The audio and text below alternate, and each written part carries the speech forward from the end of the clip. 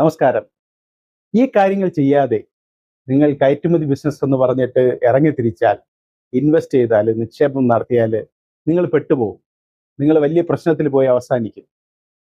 ഈ പറയുന്നത് ഒരു കളിവാചകമല്ല. നമ്മളിപ്പോൾ മിക്കവാറും യൂട്യൂബ് വീഡിയോകളിലൊക്കെ കാണുകയാണ്, ഇത് ചെയ്യാതിരുന്നാൽ നിങ്ങൾ പ്രശ്നത്തിലാവുമെന്നൊക്കെ പറഞ്ഞിട്ടുള്ള ഒരു തലവാചകം. അതുപോലെയല്ല ഞാനിവിടെ സംസാരിക്കുന്നത്. ശരിക്കും ഇത്തരം കാര്യങ്ങൾ ചെയ്യാതെ പോയാൽ നിങ്ങൾ പെട്ടുപോകും. എന്താണ് നമ്മൾ ഈ തരത്തിലുള്ള ഒരു കയറ്റുമതി വ്യാപാരം തുടങ്ങുന്നതിന് മുമ്പ് ചിന്തിക്കേണ്ട കാര്യങ്ങൾ, എന്തൊക്കെ പഠിച്ചിട്ട് വേണം ഈ കാര്യങ്ങളിലേക്ക് ഇറങ്ങാൻ എന്നുള്ളത് വളരെ പ്രധാനമാണ്. ഇതിൽ ഞാൻ പറയാൻ ഉദ്ദേശിക്കുന്നത്, നമ്മൾ ഏത് ബിസിനസ് ആയാലും ആ ബിസിനസ് ചെയ്തു തുടങ്ങുന്നതിന് മുമ്പ് നമുക്ക് അതിനെക്കുറിച്ചുള്ള ഗഹനമായിട്ടുള്ള നോളജ് ആവശ്യമാണ്, അതിനെക്കുറിച്ച് പഠിക്കേണ്ടത് ആവശ്യമാണ്.